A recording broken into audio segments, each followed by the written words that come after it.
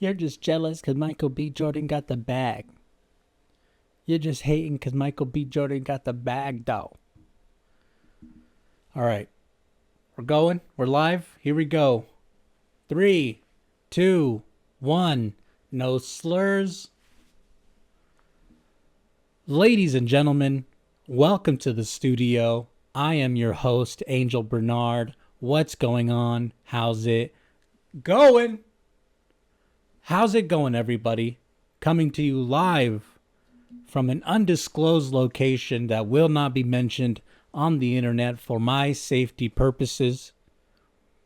It is great to be back for another week. We are now, regrouping, reconvening to tell our shit jokes, to form our parasocial relationship. We can make that foundation stronger. I am glad to be here with you people on this fine Tuesday. Is it a Tuesday? Yeah, it's a Tuesday. Quick turnaround with our episodes. That's our name of the game here. Quick turnaround. Dedicate 36 hours to the podcast, the editing, putting together all the clips and the content. And that's our system. But we're here. Feels great to be back. Thank you guys for all the love on the last episode. Got a lot of love. Got a lot of views. Yes, we got some hate comments. A lot of hate comments. But that's the name of the game, right? That is the name of the game. That's showbiz. What can I say? That's showbiz. That's Hollywood, baby. That's Hollywood. But I am so just, happy to be here. We got a lot to cover. Thanks to our state-of-the-art technology. The software that I pay $5,000 a month for. The software that I pay $5,000 a month for. And it's not just OBS that I downloaded from the internet. Thanks to our phenomenal technology, we can do all the deep dives that we want. And I gotta tell you, we got a couple. Some funny, some deep, some horrific. We're gonna, go into the depths of what it means to be human philosophy. It's going to be a great episode. It's going to be a great episode. Do me a favor before we really dive into it. I know, mandatory promo quick. I'm not going to waste your time. I know you have a lot of time to, send death threats to your loved ones and watch pornography. But do me a favor. Follow the podcast on Spotify. Follow me on Instagram and on Twitter at HeyAngelBernard.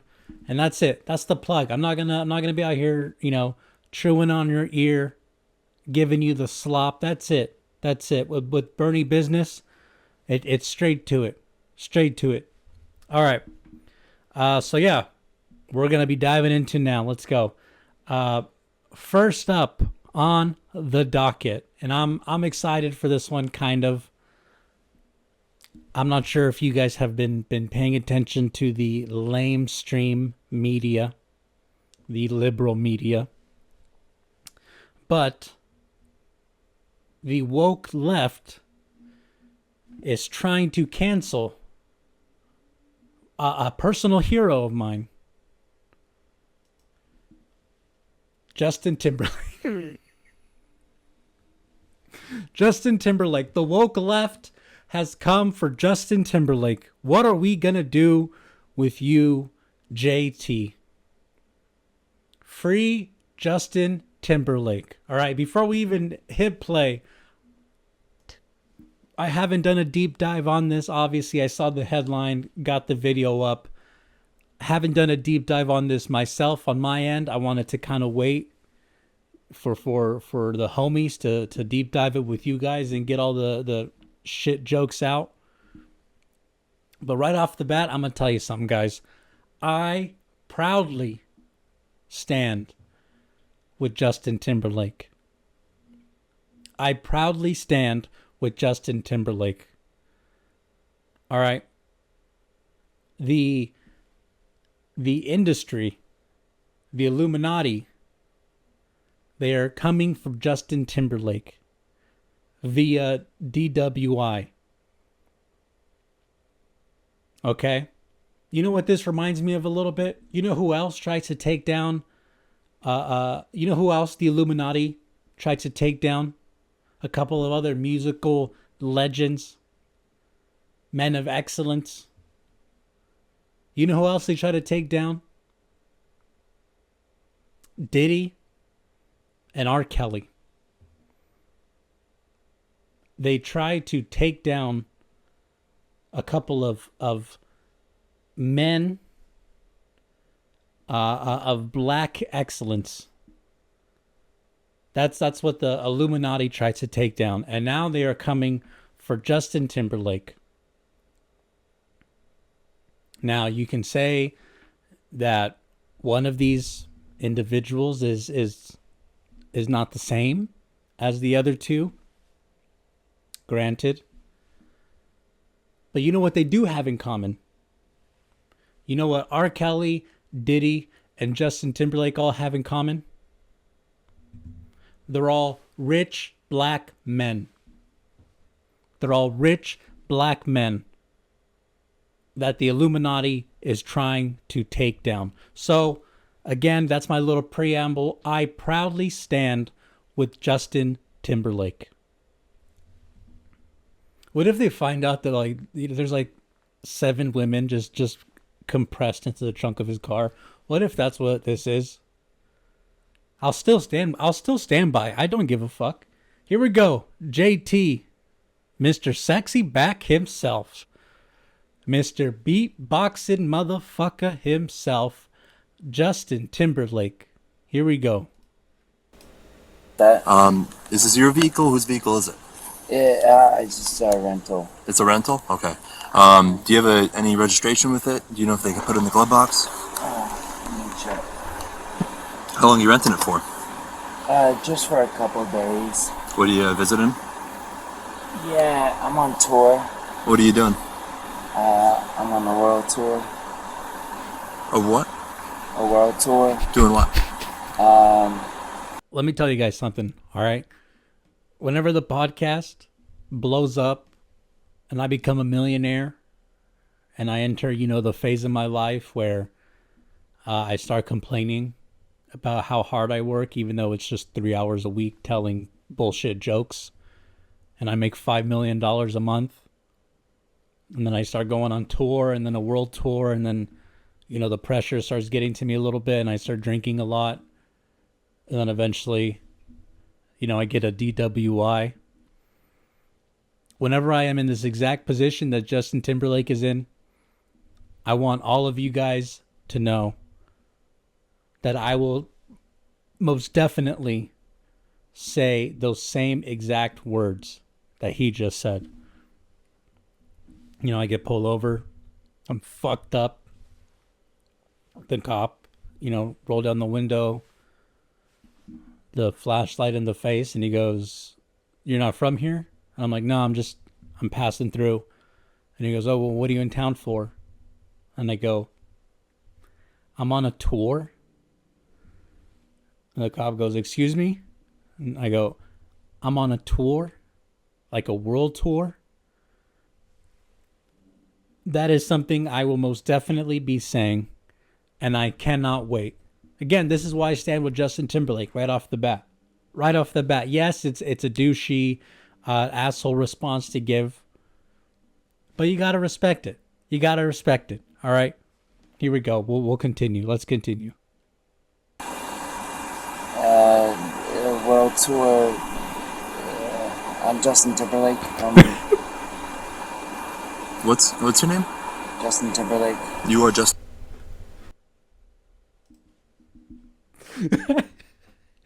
I'm on a world tour. I'm Angel Bernard of a podcast. You don't know me?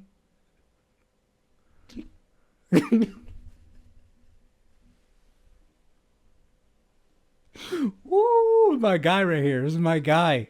This is my guy. Justin Timberlake? Yeah. You have a license with you? Yeah, I do. And then you're going to put your right foot in front of your left, stay just like that. Okay? You're going to heel to toe, like this. Heel to toe. Okay. It's not even that drunk. Put your left foot on the line. Yep.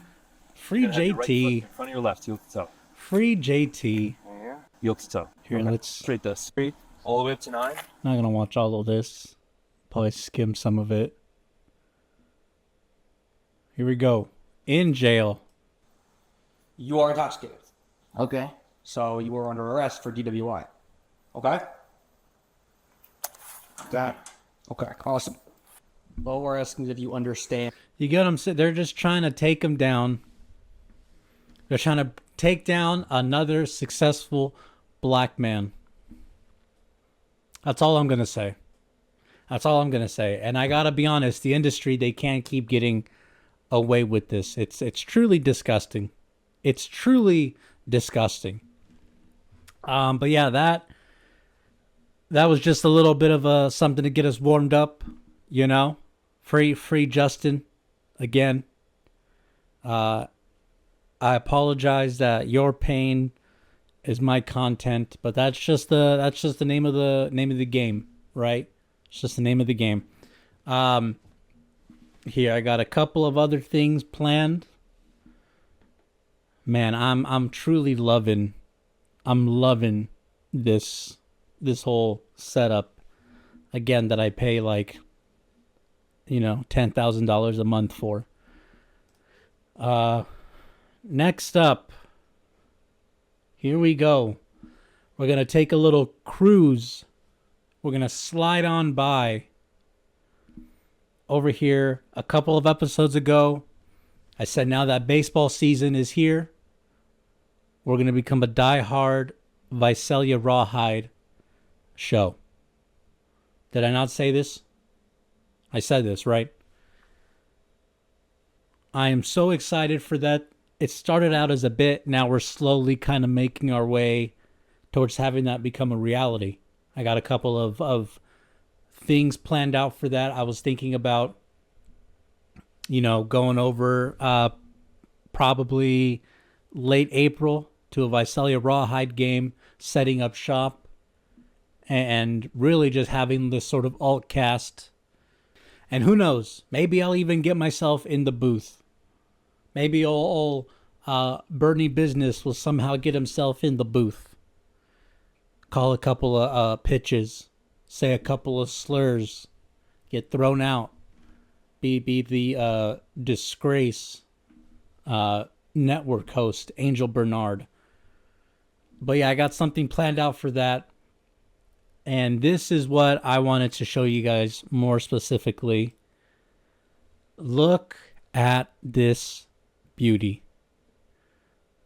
Visalia Rawhide raises the stakes with the sirloin's alternate identity. I need this. I need this uniform. I even commented right here a few days ago. Need that uni ASAP. I need the steak sirloin alternate uniform. Visalia Rawhide, if you are watching this, please hook your boy up. Okay, this is the biggest Visalia Rawhide show. Probably, I'm going to be honest. All right, I'm going to be honest. Rawhide marketing, Rawhide ownership. I'm going to be honest. This is probably the biggest show about your team, just diehard fans in the Western Hemisphere. And that's at least. We can go countrywide. We can go North America.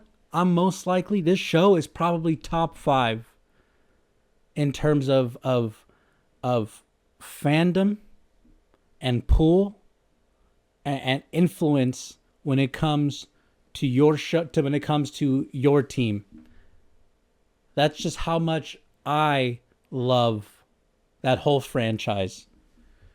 So yeah, hook your boy up. Hook old Glasses up. All right. I would love to become close to the Visalia Rawhide. Just show up, Give me season tickets. Not even, you have to pay for all of them. Just give me a hookup on the season tickets. A nice spot in the shade. I know that Visalia summer can be brutal.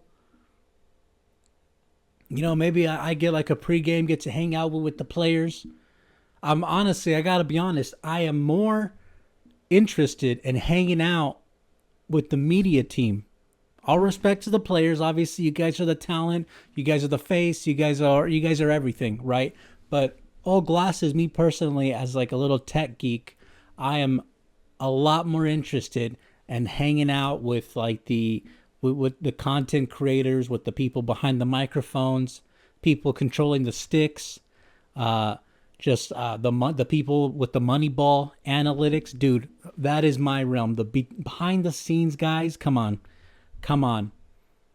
Again, Visalia Rawhide, if you're watching this, call me, not DM me, hook your boy up. Let's be friends. Maybe we get like a Angel Bernard statue up front. Me holding a microphone. You know, I would love to have a statue of myself. No help, I haven't contributed much to the team other than, you know, be a radio show essentially. But I would love to have a statue of myself right outside of Rawhide Stadium. Come on. You guys wouldn't want that? You guys wouldn't want that? So again, I wanted to show you guys the little alternate, and here we go. More specifically, for that weekend, the sirloin theme weekend, I guess, when they're busting out the unis. These are the tickets. So we're gonna take a little deep dive. Let's zoom in.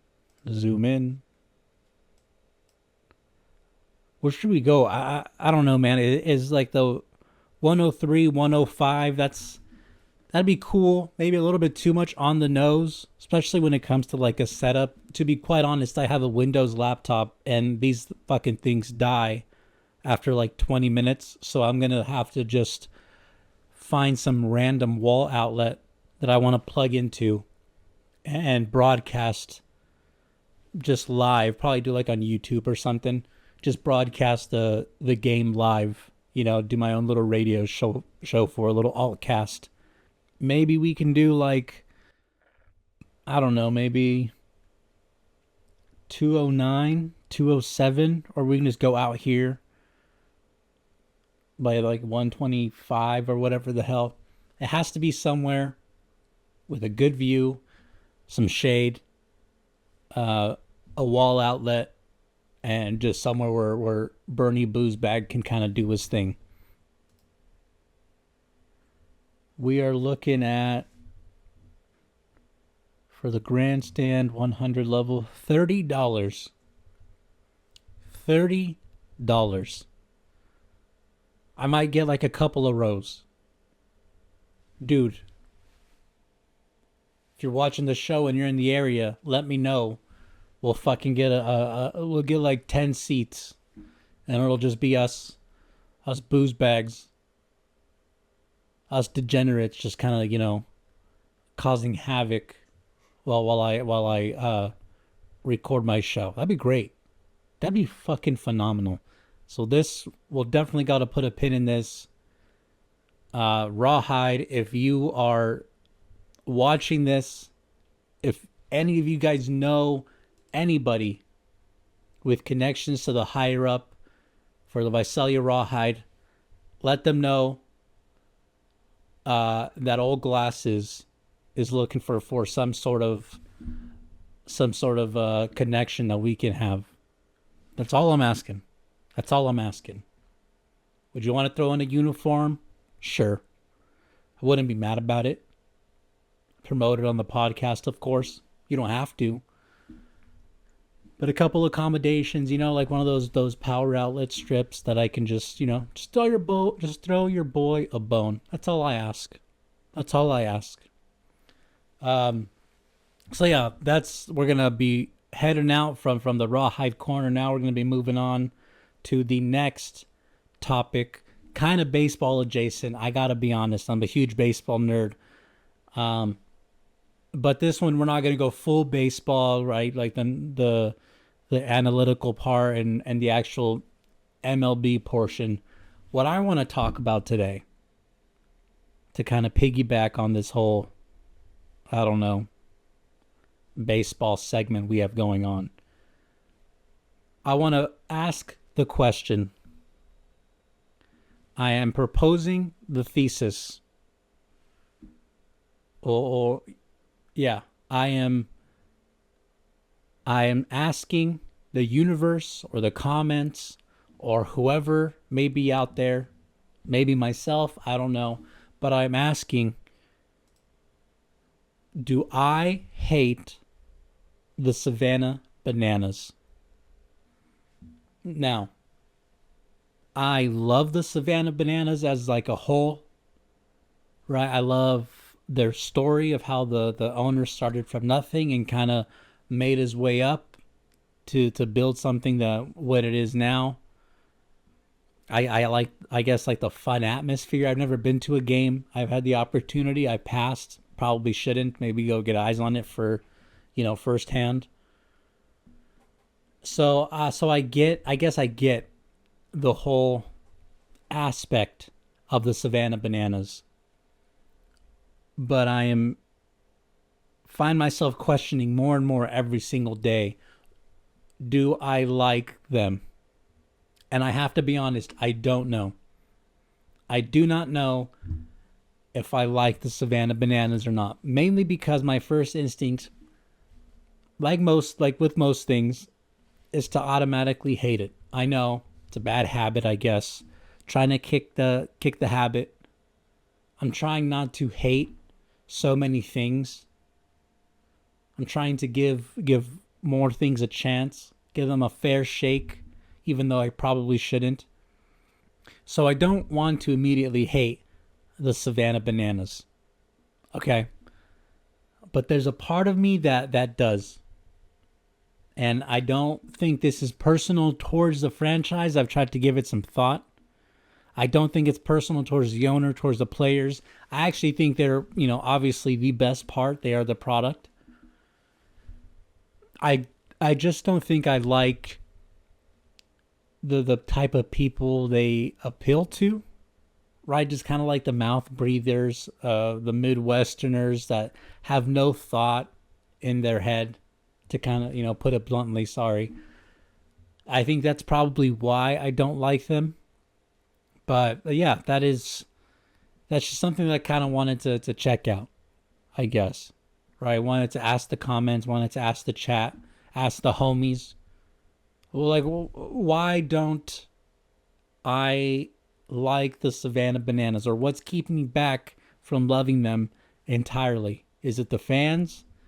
Is it just, I don't know. I'm not sure what it is. Right? I saw a good take on Twitter, and it said that the reason they didn't like the Savannah Bananas is because sports isn't about happiness and love. It's about hatred and disappointment and heartbreak.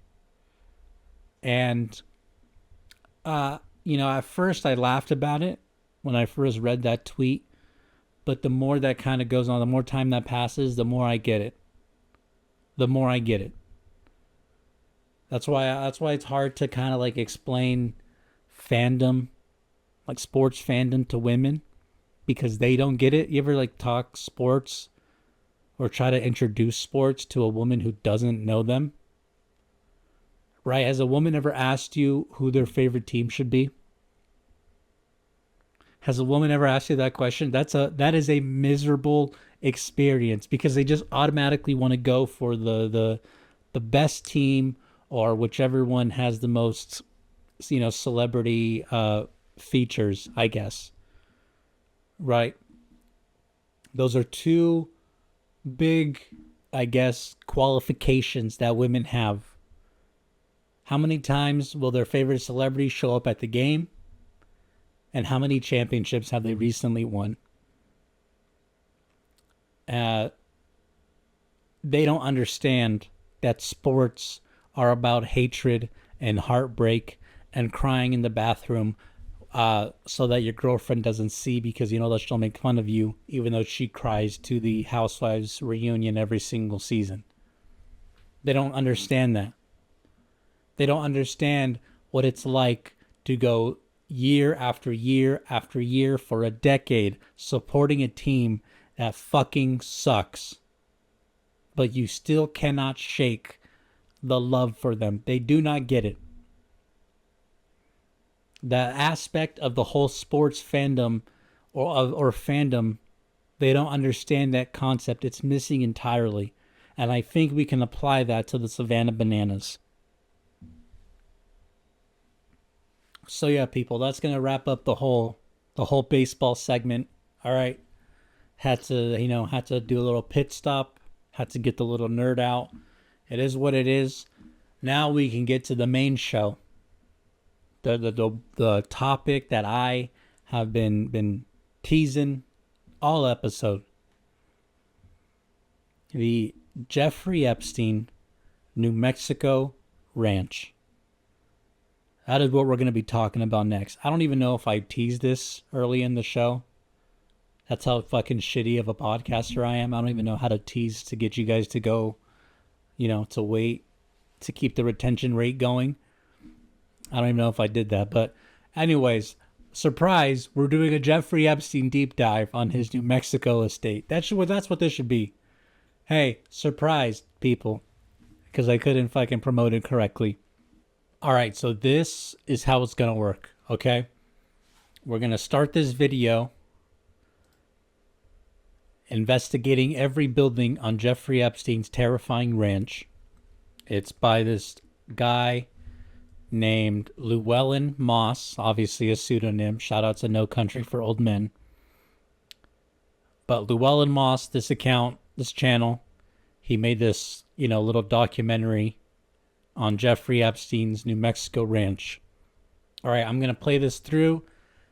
Certain extended portions of the video, though, not much is being said.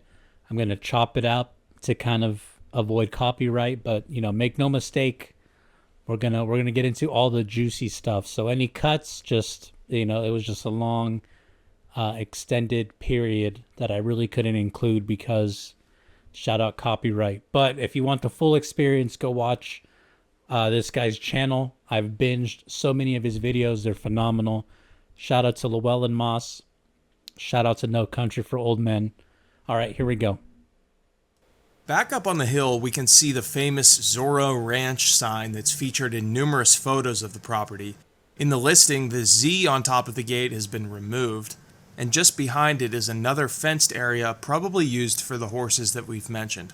But it's just south of the sign that we come to the area of the property that I believe deserves the most attention and is the most fascinating. Situated on the highest point of this land, Epstein's nearly 30... Look at that. There is nothing. There is nothing around this place. It's a nice house, though. It's a nice house. Hey, say what you will about the big Steen. He had great taste in houses. His taste in real estate, probably second to none. Probably second to none. Here we go. Back to it. 35,000 square foot compound is vast and mysterious. There are many elements of this mansion that are not public and are still shrouded in mystery, but we'll go through what we know using photos and testimony from people who have come out publicly. The mansion is built in a Spanish hacienda style, and according to the listing has 4 bedrooms. There you go again. It was designed by Alberto style. Pinto, who designed Epstein's Paris mansion, which we discussed in this video. The entry... Hold on. Alberto Pinto? Remember that name? He designed this one, and he also did the New York penthouse.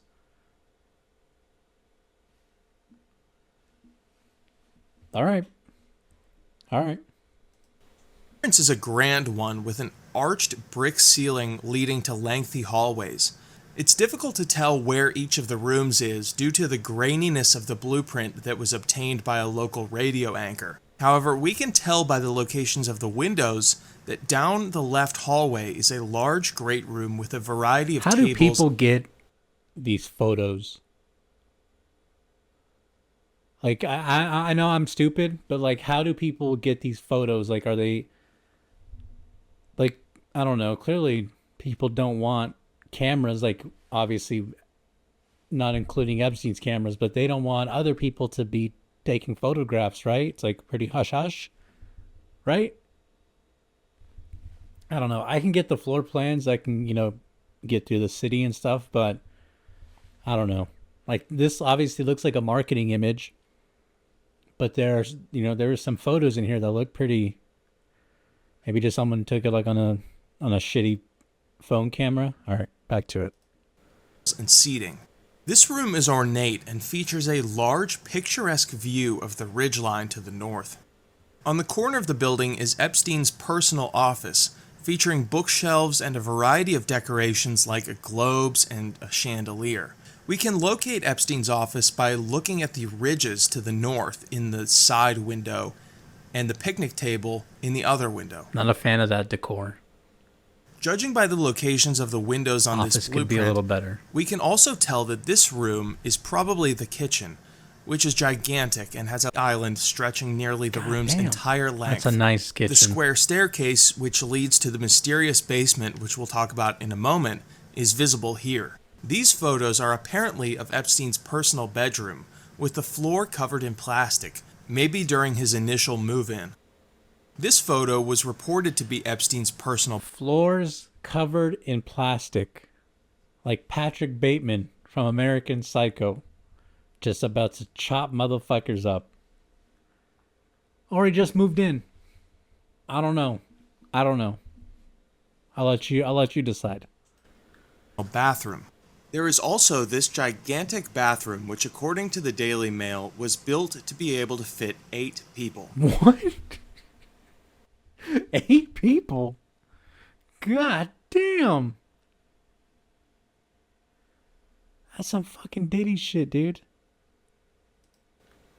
One of the rooms has this massive crucifix hanging from the wall, which is quite shocking given the circumstances, not to mention offensive to put it lightly. Dude, this is This gigantic dark. Indoor pool with the walls This is painted like, pink. bro, this is like really nightmare shit. Like, this is a place you dream about, like in your, like a liminal type of surreal space, and you're kind of floating through the hallways and you feel like there's like a demon coming after you. That's literally this. That's next time you're in that type of dream, just be like, oh, hopefully, I pray to God this weird spot isn't some room in Epstein's, one of his properties around the world. I pray to God it's not this. This is truly terrifying, right? Like the upper layer of the house, right? It looked nice. Not a fan of his office. But whenever you start getting into like the bowels, the heart of it all, it's not, it gets like dungeony really, really quick, man. Gigantic indoor pool with the walls painted pink is probably located on ground level, which we can see by matching these doors with the exterior doors. There are 5 exterior doors, and given that each interior door corresponds to a recess in the ceiling above. This is really some like top tier investigating. Like CNN, Fox News, they couldn't have this. That's not, they can't do 1,000th of the job that this guy is doing. This guy is really, really going hard in the paint. This is phenomenal. He only has 36,000 followers, dude. We gotta, not that, my plug is gonna do anything for him, but this guy deserves to blow up. But also maybe I hope he doesn't, because, then he'll be like in real danger. But this is really some top tier invest. I don't know where he's getting these photos. Did he break in? That'd be pretty cool, like Russ Cole. All right, here we go.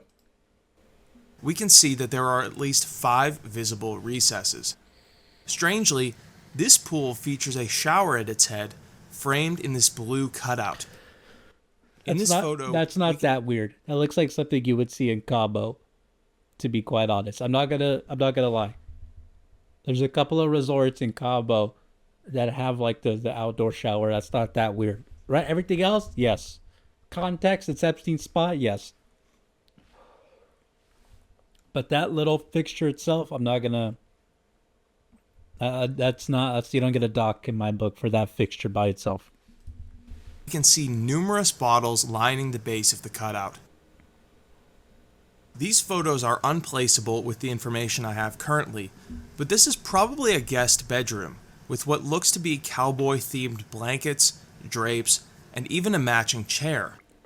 This That's a little hallway weird. features a huge bison head mounted on the wall. In the bookcase on the far side of the room, we can see 40 figurines of some What's up with these up here? These blue vases. You smoking reefer? Are those bongs? No, that's a little weird. Those are just vases, but you don't put flowers in them. I don't know, man. That definitely caught my eye right off the rip. I'm not gonna lie. I have no idea what the fuck those are. Maybe he just likes having water jugs. kind lined up on the shelves. There's a painting on the left wall that can be seen more clearly in this photo, although I was not able to identify it. Finally, this photo shows a Western-themed room with guns on Dude, the... this is a literal red room. They talk about red rooms on the dark web. Just these torture chambers. This is a literal red room. This is fucking, we are getting into it, man. custom chandelier and framed photos on the wall. There is one outlying building in this complex, a large guest house in the backyard. However, there appear to be no photos of its interior online. What's up with the... We'll get into... Are we going to address the zodiac crosshair flowers that we got going on right here in the top? Are we addressing those at all? This looks like the fucking... What is it, like the sets of The Shining? what exactly happened to the Zorro Ranch after Jeffrey Epstein's death in a moment, but it's interesting to note that this gigantic, almost crosshair-shaped garden was destroyed by the new owners when they finally moved in after 2023. Oh! It was destroyed. What the fuck? Dude. It was destroyed. The new owners, a new shell corporation, they destroyed it. Was there some sort of satanic messaging that they didn't want the juju on the property anymore? Or maybe they just they weren't a fan of the flowers. Maybe the flowers gave them allergies. Video to be around 20 minutes long. But what's incredible is that even with this information, we are hardly scratching the surface of the Zorro Ranch. We can see in the blueprint that the place is a palace with numerous complex rooms. However, in the listing, there are only 7 photos of the interior. To underscore how odd that is, I went on Zillow and clicked on a random home in New Mexico, a 3-bedroom, 2-bathroom house that happened to have over 3 times that number of interior photos. It seems incredible to me that for such a lavish home, the realtor who would took want this less photo? than 10... Who took this photo? How did they get it? What's their name? Why were they there? I don't know, man. There's a bunch of leads and they lead to nowhere, they lead to somewhere. Sometimes they lead to a schizophrenic whose mind has been melted because they took this photo. Photos of its interior, and none of its upper or lower levels. There appear to be no photos of the basement alluded to by the square staircase we mentioned, and there are an abundance of stories about what is down there. For one, multiple women, according to this report, have said that there is essentially what amounts to a strip club in the basement, with a pole to dance on and everything. Other women, including Maria Farmer, who we mentioned previously, and is one of the most public victims of Epstein's, who I consider to be enormously credible, said that all of Epstein's homes, including Zorro Ranch, quote, had these mechanical rooms and tunnel systems. I know this because Epstein told me. These rooms were enormous, bigger than houses. I have no idea why anyone needs so many computers in one room. The tunnels were bigger than houses. What the fuck? The tunnel, that's... Were they driving tanks and like going to the Denver airport with that shit?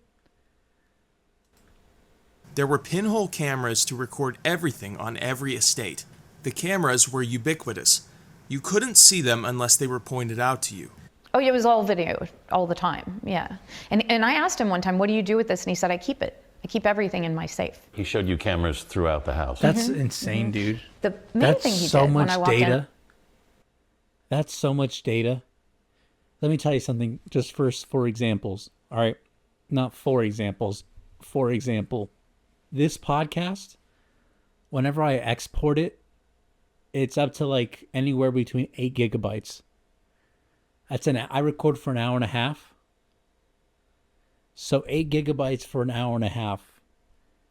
Imagine 24 hours. How many gigabytes of data that is? 24 hours, 7 days a week, 365 for 30 years. That's so much data and memory.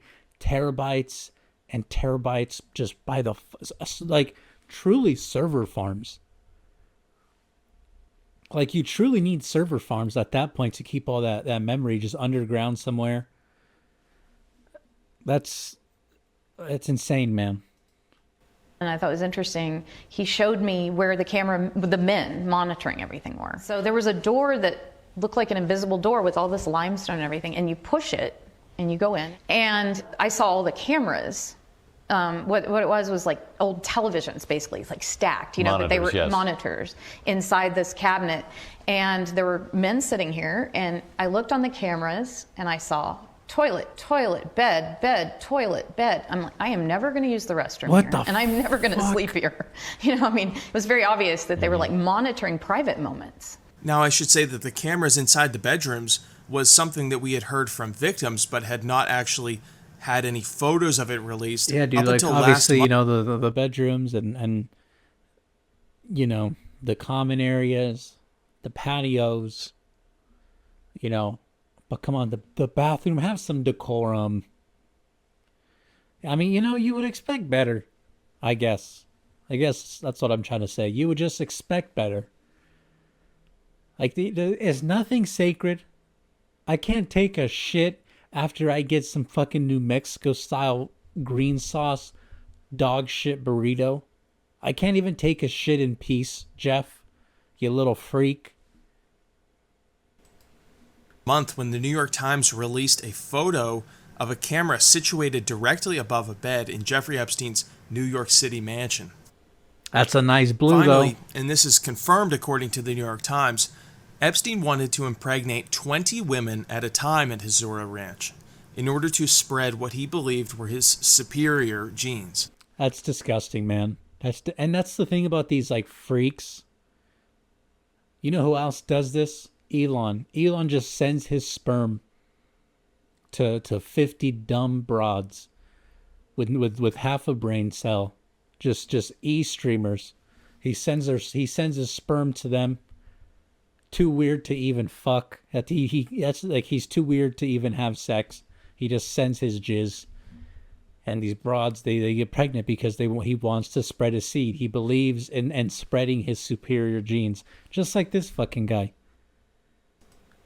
He apparently got this idea from a weird sperm bank in the 1980s and 1990s called the Repository for Germinal Choice that was only available to Nobel laureates, and yet received the sperm of only one Nobel laureate, a man named William Shockley, who was a physicist who was a massive racist and eugenicist. He once suggested that people with an IQ below 100 should be paid to sterilize themselves. Fuck yeah. So these are the kind of people and ideas that Jeffrey Epstein was drawn to. Regardless of that little bit of history, Epstein's Zorro Ranch was a cornerstone of his interest in Look at so-called that. Hold on. bit of history. Hold on. Epstein's Oh, you guys see that? I know you guys see that. Look at that chess. That's a nice chess set. That's nice, man. Imagine, dude, you come out through those windows right there. Couple of pops in you. Smoking a cig. Lighting a blunt. You walk over here, beautifully manicured grass. You're wearing your fucking Versace shoes. and you just start playing chess with one of the homies, you know, and you got like maybe some nice ambient lighting going. That's a nice little set. I'm not gonna lie to you. I'm not gonna lie to you. It's a shame it's, you know, located where it's located. Zorro Ranch was a cornerstone of his interest in so-called transhumanism, which he shared with so many notable scientists who hung out with him repeatedly throughout the early 2000s. I got into this a little bit in a previous video where I discussed how Epstein had made contacts with such notable scientists as Murray Gell-Mann, who introduced... I think we might go into looking into the New York mansion or penthouse next week. Let me know. Like, truly let me know. Sound off in the comments, DM me, whatever, in between your hate-filled rants. Let me know. Hey, I want to, you know, let's check out the penthouse one. All right. Introduced the concept of a quark. He hung out with Steven Pinker, who, to his credit, has publicly denounced Epstein and said that he thought that he was basically an intellectual fraud. So this is all to say that the Zorro Ranch was an integral part of Jeffrey Epstein's interest in transhumanism, although there's no evidence that he went forward with his plan to impregnate dozens of women. All right, we're done with that video. We'll close out of it. All right, that was just a sneak peek. A peek under the hood. A quick, brief gaze of Zorro Ranch. It goes so much deeper. And I gotta be honest, part of me just kind of wants to go through every single aspect of all of his properties, just turn over every stone involving all of this shit. This is an Epstein podcast now. This is an Epstein podcast now. Love it or hate it, this is an Epstein podcast because this shit is just fascinating to me. It truly is fascinating. I don't know how people don't spend their time just looking into this stuff. Now, this is how I sound at the bar, by the way. Talking to complete normal, well-adjusted people. Trying to pick up some broad at the bar. Just be like, yeah, I just don't understand. Why don't you and your friends spend more time watching Epstein videos on YouTube? I don't get it. I don't get it. But yeah, man, that shit, it's so interesting, dude. I think we're definitely going to check out the New York penthouse video next week. Man, I feel I don't know, I feel like I'm mainlining the secrets to the universe, you know? Why don't people go and check out Zorro Ranch? All these losers. Storm Area 51. Storm Area 51. Why don't you go storm Zorro Ranch? Why don't you go get some fucking answers? Why don't we take your GoPro, throw it up on Twitch, and go check out Zorro Ranch? How about you guys do that? Do something fucking productive with your time. But yeah, that was pretty interesting, people, and I think we are gonna be wrapping up the show. Oh Jesus, Mr. Paycheck, Mr. Clock Watcher. I know. We're running a tight schedule here, people. I'm trying to make art on a tight schedule. You know how fucking hard that is? It's damn near impossible. But yeah, we're gonna wrap it up. In closing, last words per se for the week. Do me a favor, tell your friends, your racist cousins, follow the podcast on YouTube, on Spotify. Follow Old Glasses, follow myself at Hey Angel Bernard on Instagram and Twitter. Please harass me, DM me, be my friend. Please. I spend my Friday nights and Saturday nights at a bar, smoking cigarettes, drinking beer, watching hockey highlights on my phone. Be my friend. Huh? Be my friend. All right? Interact with me. Let's just be homies. Let's be homies. All right? Thank you all for watching. I appreciate it.